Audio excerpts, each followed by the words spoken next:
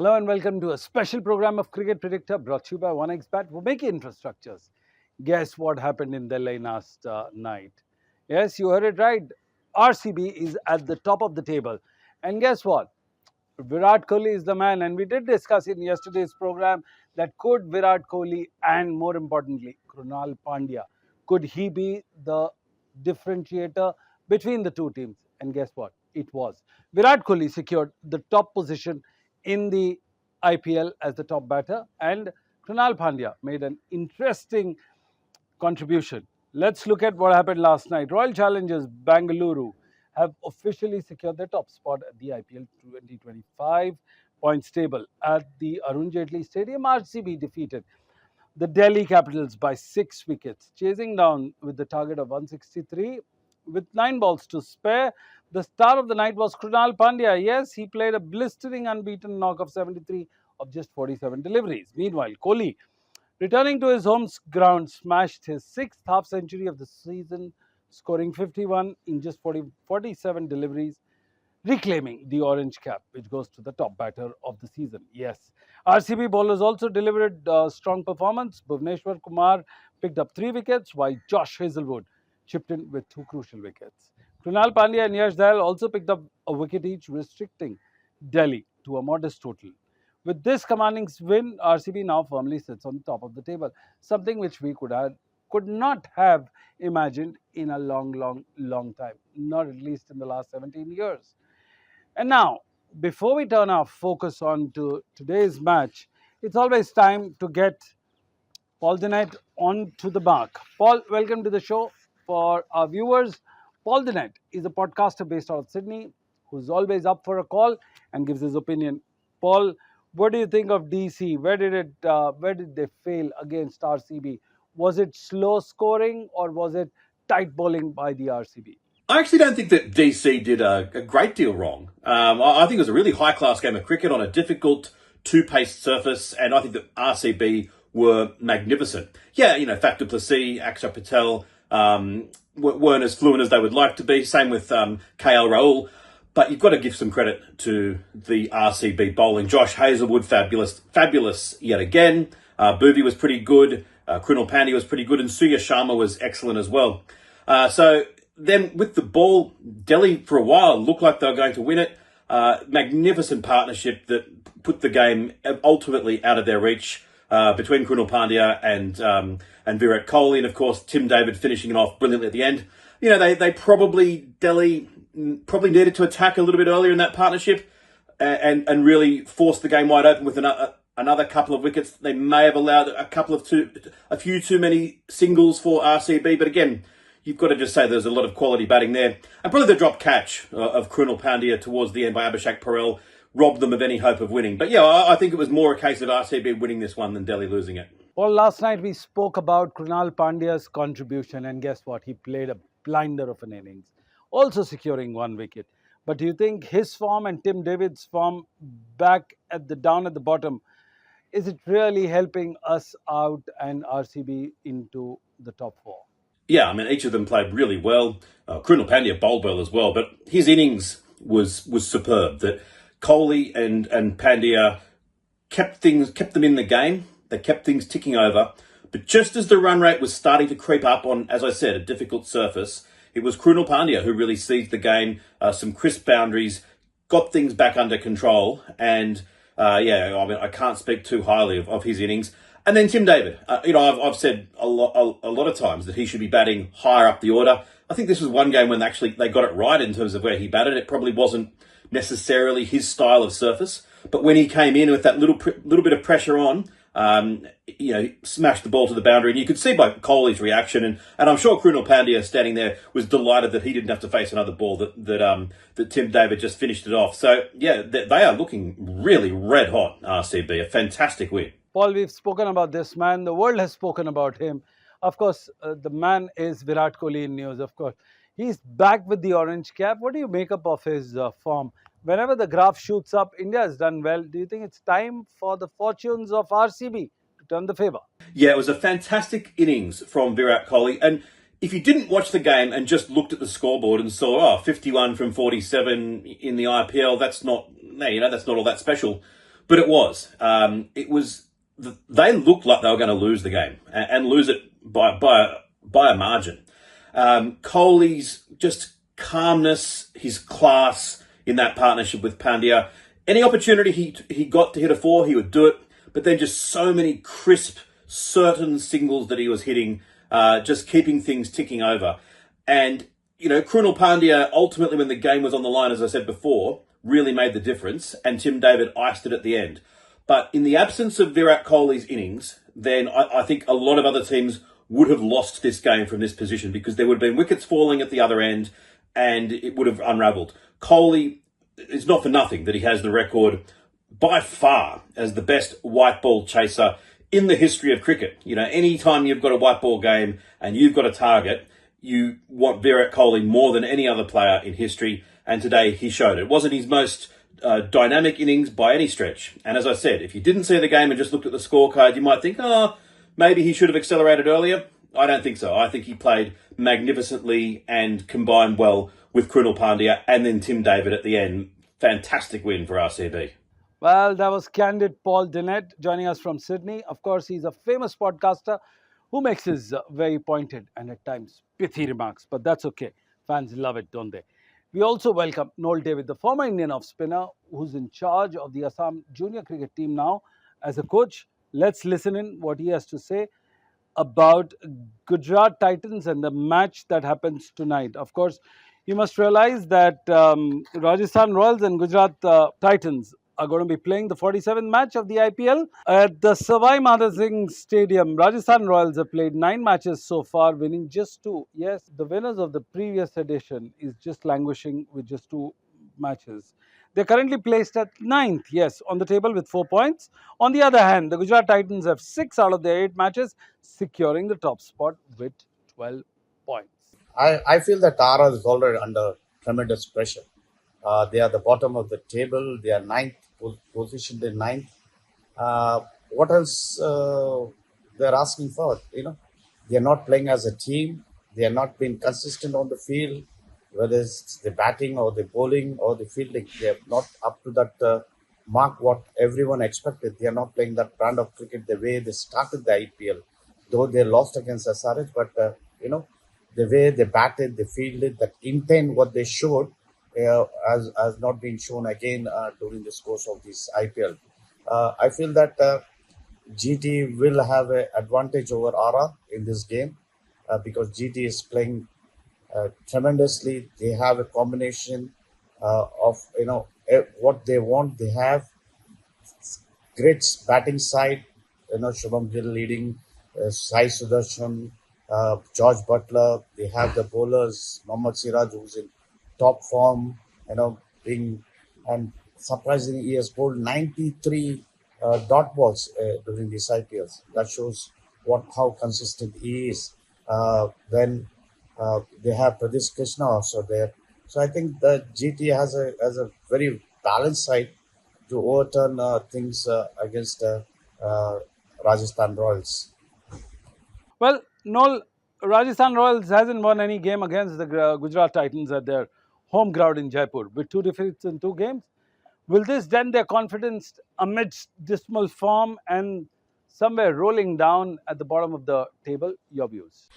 Yes, Sunil, it's really surprising that most of the teams have not played well at home conditions or on their own backyard. It's like RCB has lost a few games, Chennai has lost a few games, Delhi's lost a few games. RR also is in that category, lost a few games. And if RR wants to beat GT at home today, then I think they have to come out with a lot of confidence, vibes in themselves. They have to get their batting, bowling, and fielding boxes ticked rightly. They have to be consistent when they go out there to bat. I think the top orders have to bat well during the power play, give the team a solid total to defend. The bowlers have to come out good and bowl to the field.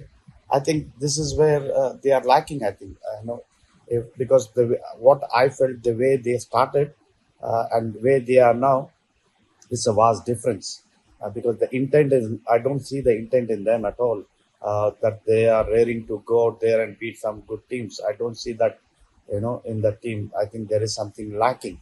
But anyways, GT is the most top team at present. They are playing the best brand of cricket, and if RR wants to beat them, then they have to come out with all flying cylinders to beat GT. Well, that was Noel David, and we are joined by Anil, the famous Chaudhary umpire, who's got a slow death of his raising his finger. Now, thus no more, because he's now in the commentary box and currently in Hong Kong enjoying his six-a-side game. Anil, welcome to the show. Is Rajasthan Royals coming off 5 consecutive defeats in the last 5 games of the tournament? Do you think Gujarat guys will have an edge and the morale would be high of the Gujarat and RR way down the order? Rajasthan meeting Gujarat after losing 5 games in a row. So Gujarat will be very positive and highly motivated because Rajasthan will be under pressure because losing 5 games, the teamwork, other things, coordination, all is not normal. So things will be tougher for Rajasthan Royals, and they need to come hard. They should give few individual good performance to overcome that. Otherwise, Gujarat is a very good team, very balanced team, and they are winning also. And in table also they are at the top. So tough game for Rajasthan. But yes, T20 individual performance can give good result, and it's a home game for them, so they know the conditions. And toss also is important to give that 10-15% edge. But yes, Rajasthan will be under pressure in front of Gujarat because of defeats in their kit bag. This is an important question. Led by Shubman Gill from the front, do you think Gujarat Titans have secured these top spot thanks to his top order batting, or do you think the bowlers have got a larger role to play here? The way Shubman Gill is playing for Gujarat, it is a good sign for them, and he is leading from the front. And because if your captain is in form, it helps. It help to lead the team in very positive manner, and you are confident. You do a lot of things which, when you are under pressure, you can't do, like it is happening with Pant. So, but Gill is doing very well, and it is going to help them. And they have slightly upper hand against Rajasthan, because Rajasthan already under pressure, and the performance of Gill is a major factor in Gujarat's success so far. Well, we are joined by Stanley Chiodza, of course, the coach at the Sportif Academy at the Emirates Hills, of course, one of the premium cricketing academy and a premier coach. Stanley, welcome to the show. We'll get straight on in the Rajasthan Royals. They have lost the last 3 games with a downfall in the death overs. Yes, the graph suddenly comes down. Which could they have won but failed to cross the line? What do they need to do in order to win, especially in today's match against GT? So now, the sort of season that Rajasthan Royals is currently having is they need to realize they're not the first and they won't be the last to ever go through it. Another team has had to go through this prior to them. I mean, look at it this way. Who would have ever thought that the Chennai Super Kings will be at the bottom of the table? But such is the nature of the beast. Such is the nature of the tournament. It's a 10-team tournament after all. Somebody will eventually have a bad run. And unfortunate, it's Rajasthan Royals this season. However, they need to assess, accept, and adapt to the fact that they've not had a good season. When you've lost 7 matches out of 10, it's a pressure cooker. You know, the shoulders keep getting low, the confidence keeps getting low. But importantly, they need to get to a point where they realize that this is how the season has gone before it's too late, and use the remaining matches, the remainder of the matches that are yet to come, for a purpose in terms of enjoying the game, looking back to your process as an individual and making sure you get that right. Go back to basic cricket, as it were. T20 still allows for that. And I think the one team that has done that very well is the very team that they're playing today in Gujarat Titans. They're a team that are clinical. They're a team that are very orthodox, except they do their basics at a high intensity and at a high level of skill. So, be that as it may, it's not just been a bad season for Rajasthan Royals, because there's been some good in it. It's just their inability to get over the line, as it were, with regard to the few chases that they've had, where they've put themselves in good position, positions to win the game, just failed to clean it up. So that just requires, for example, the batting lineup. Jaswal has been doing a good job. He needs to extend his stay. Okay, look to that old brand of cricket of wickets in hand, as it were, until the very end. You're playing a team that plays this game very much on merit. So should Rajasthan Royals. Play the game on merit. Spend more time on the wicket for the batsman. Bowlers, come to your basics. Look to bowl those heavy deliveries through to your keeper. Look to use your variations where necessary. But importantly, look to raise that dot ball percentage. Don't look to take wickets. When you look to take wickets, you go for runs. Look to bowl as many dot balls as you can. That's the sort of mode they need to get themselves into. That's the sort of mode that each and every individual needs to try and back themselves in believing in what got them to this into the team in the beginning. They're not bad cricketers. However, it's important that they start enjoying the game. They're not enjoying the game. The results are such that it's hard to. However, as a player at this sort of level, you need to find the one aspect that made you enjoy this game and stick to that. Well, we've seen the success of various teams. What do you think is the reason for Gujarat Titans? Is it because of the skipper who's in a blistering form, or is it the overall management of the team that has been doing wonders and giving them a little bit of luck? Your view, Stanley. So now I think it's a fantastic combination between team management and obviously the captain. It's really, really hard to separate that, because at the end of the day, you sit down as a unit and then you try and map a way forward off the field and on the field. But importantly for me, I think what Gujarat Titans have done well is they had a good season last year. It wasn't exactly the best, but it was pretty decent. But what they've looked to do, they've looked to build on that. And what they've done very well for me is how they've retained a couple of key players. Okay, the likes of Shubman Gill, the captain, Asai Sudarshan, and up and above that, when they went into the auction, they struck a good balance between match winners like your Joss Butler coming in, and then consistent players coming in. The spinners, for example, like Sai Kishore, your finishers like Shafee and Rutherford. This is the sort of mentality that they have in terms of we want consistency, but up and above that, players, the X factor. But importantly, because it's such a long tournament, you're better off having consistent players. And this is exactly what's happening for Gujarat Titans. So kudos to team management and captaincy for this line of thinking, and it's paying off. It's paying off very well. The method in which that they've gone about it, and I think just realizes and highlights the sort of nature in which how they want to play their cricket. They want to raise the level in terms of basics, good basic cricket, but performing it at a high level. This is high performance cricket at the end of the day, but they're just drawing the line and they're just further pushing the ceiling in terms of what we can call high performance. So the Gujarat Titans, clinical, orthodox, the style of play, it's very plain. I mean, it's a book that anybody can read. It's just that they've managed to get in a good, a strong unit of players who have come in and they're just looking to further push themselves and further pushing the limit, further pushing the ceiling in terms of performance. Who would have ever thought Gujarat Titans would be in this position? But you know what? Seeing them last season, seeing them this season, they're not doing something. It's not that they're doing something major in terms of difference, but they're just pushing themselves further, extending that boundary to say, look, we did this way last season, we can go one better this season. So they are in a good space. I think there's clarity in terms of role play that's key, and the fact that they've got their top order, their senior players doing well. Yes, obviously the middle order is not been battle tested as yet. It's bound to happen, but such is the nature of the beast. There are teams who go through a stellar season without their middle order or any other batsman in that for that matter, not having really tested battleground. But if it's working, there's no need to change it. There's no game where you can get into a match that because we've not had our middle order facing balls, let's give them an opportunity. No, that's not how it works. If Shubman Gill is scoring runs, his job is to maintain that. So that's exactly where they are. They're in a good space and they're enjoying a good brand of cricket.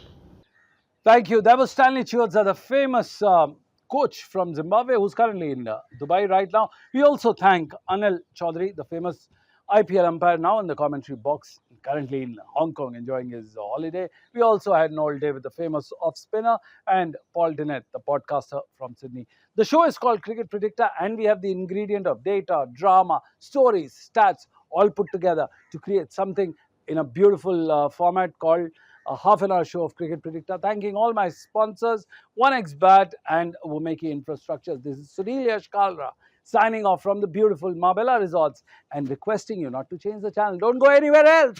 We'll be back after a short commercial break.